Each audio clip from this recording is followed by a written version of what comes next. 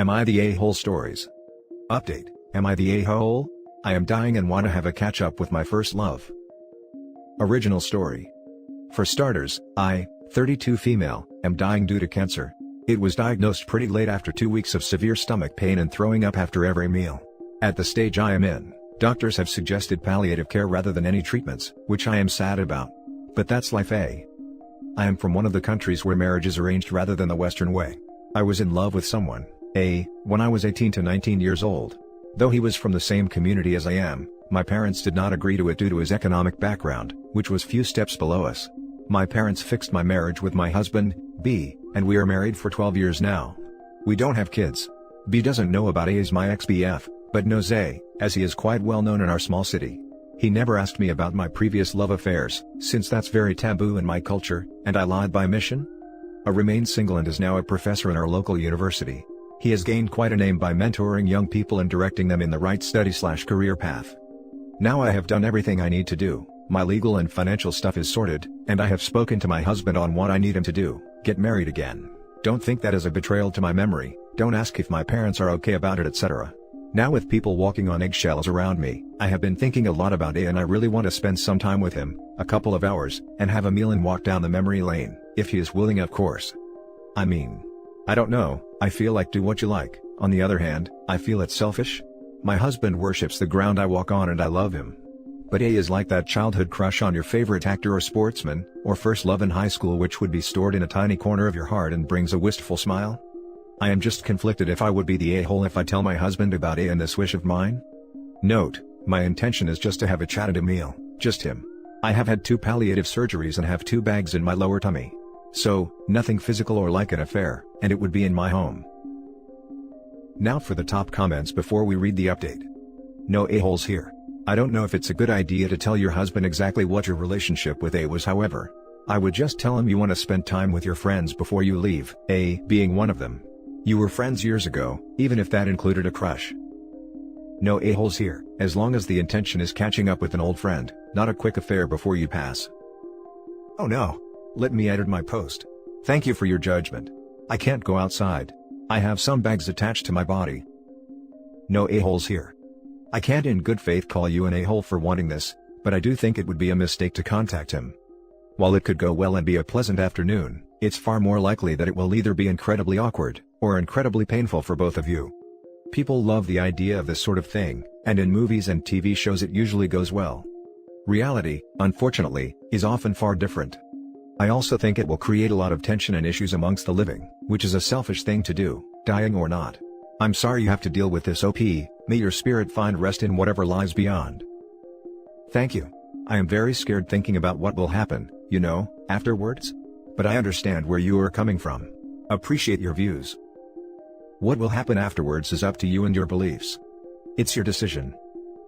Our culture does believe in soul never dies philosophy and approach death philosophically. But I still don't know and am scared of the unknown. Though doctors say I would be knocked off with painkillers probably. And now for the update. Hi, this is S's husband and she passed away after 5 weeks of posting this. I just looked into this account/phone before 2 days.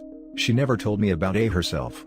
But we live in a small town, and everyone knows about everyone's business including rumors. So, I kind of knew about this vaguely. A did come to see her as a courtesy once her illness became known to people in our place. She was a very nice human being, a dutiful wife and daughter, and I really miss her. She was also my best friend and confidant. She was a genuinely nice and kind person and she deteriorated quite quickly post her diagnosis. I just saw this account in her phone and am planning to have a chat with A to see if he would be willing to organize a scholarship, paid by me with her inheritance, in her memory to sponsor the higher education of few kids every year and making them self-sufficient. This is something she wanted to do. I am still not sure if I should tell A that I know their history. But that's a different discussion for a different day. I wish she had been one of those miraculous recoveries where doctors aren't even sure how something happened. She was a very warm and loving person and thanks to everyone who had messaged her asking for updates, checking on her. Thanks again. Now for the top comments. Thank you for updating us. I am very sorry about your loss. We only got her for a couple paragraphs and could sense her warmth and kindness through her words. I am glad you got to live in that sunlight with her. What a gorgeous sentiment. I couldn't agree more. In such a short post, I feel like we saw a great deal of her spirit and the kind of person she was. You're reacting wonderfully to the news of her past relationship. I think it would have made her very happy to know you were so supportive of something she seemed nervous about. I'm sorry for your loss. I agree. It seems obvious that you are just as kind as she made you sound in her first post. I'm sorry for your loss, and I think it's amazing of you to see her good intentions, and to honor her with a scholarship. I wish you all the best for the future. I mean, she definitely was in no wrong, as it was simply to catch up and see where people in her life are before she passed, as every person would want to see every person they've been close to, that were amicable one last time, as even if it's not romantic, that person still played a part in her life, and having a closure is the least anyone should get to know that people you were once close to are doing well. This is a beautiful update. Thank you so much for posting. I am incredibly sorry for your loss. It sounds like you and your wife had a great deal of love and respect for one another. I think creating a scholarship in her honor is a beautiful way to pay tribute to her. Now for the next story. Am I the a-hole for telling my wife I wish she would take care of herself like her friends do? 6 years ago, I met my now wife and we hit it off. We had all the same interest, same views, same goals in life. The only issue we had was how we felt about each other's appearance.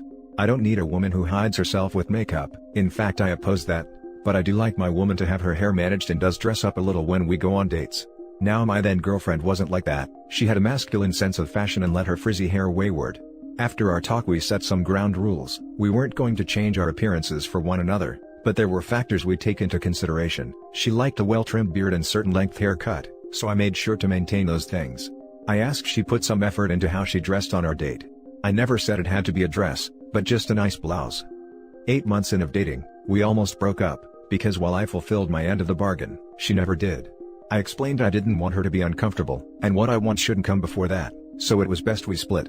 She decided she loved me and put in more of an effort. We get married, move in together, and life gets rolling. But as it does, she went back into her old ways of never dressing up or managing her hair.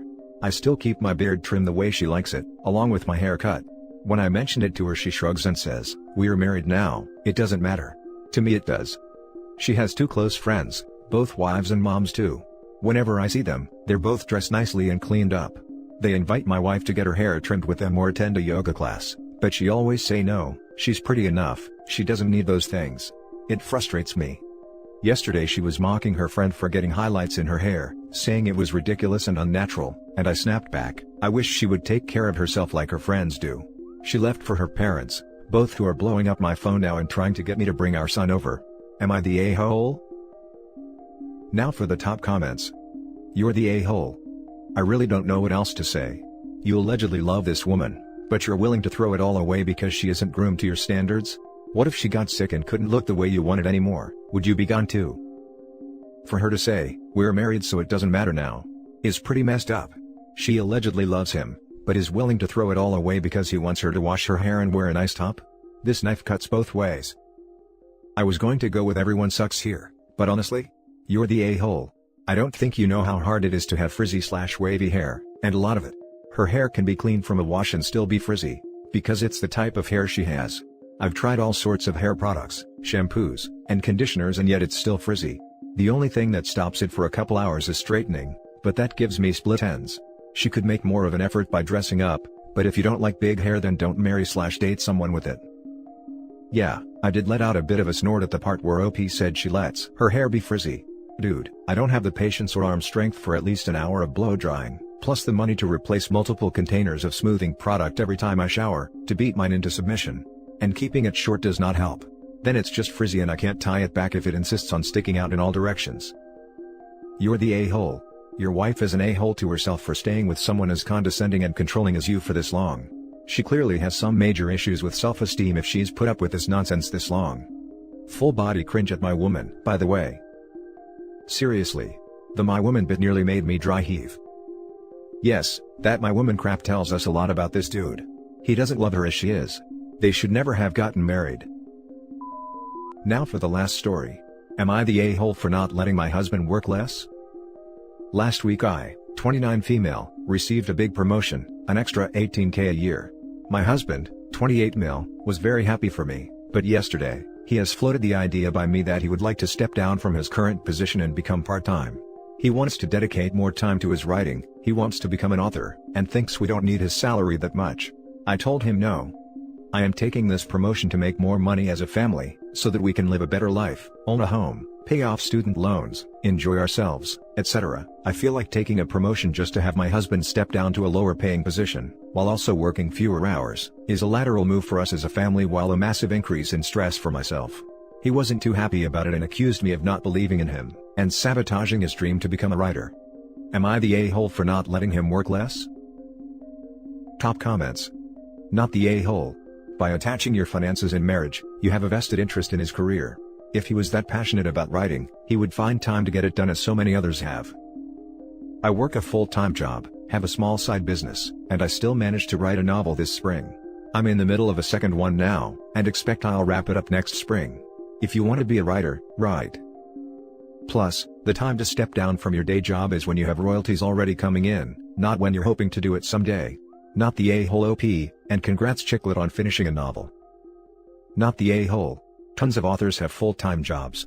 Toni Morrison had a full-time job and was a single mom. I say, he gets the ball rolling on that writing career first. If he's getting some good feedback from the industry, agents, literary journals, etc., then that's another discussion. Not the a-hole. Writer here, seconding this. He can go down in hours once he makes enough money from writing to offset the income loss. I didn't quit my job until 3 years after I started publishing books, and 5 years after I started writing seriously.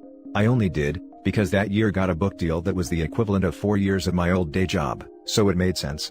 Writing income is wild. Some years you might make amazing money, other years you might make next to nothing.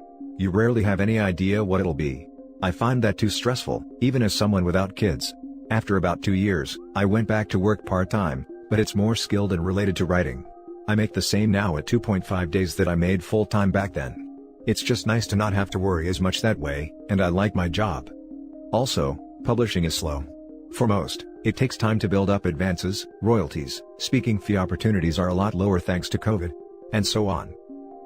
Not the a-hole, but maybe you two can sit down and figure out a budget that allows him a timeline? For example, X amount of debt paid off and Y amount of savings, is a place where he can step his hours down, then he has a concrete goal to work towards. Or additionally, encourage him to try to find another job that might pay more and allow him to work fewer hours? Probably a long shot, given the unemployment rate, but he could at least see if it is an option for him. Maybe you two can sit down and figure out a budget that allows him a timeline? I'll look into it, but my problem is that I did take this promotion, and the stress plus longer hours involved with it, to able to afford a better life. I want us to have our own home, and wish to maybe start a family. It would be different if he showed me that he can make money as an author. But until he does, I don't feel like working longer, more stressful hours, for essentially no benefit. And that's it for this video guys. If you have thoughts to share, leave a comment below. Don't forget to hit like and subscribe if you like this content. Turn the notification on to get updated on my latest posts. I'll catch you in the next one. Good day everyone.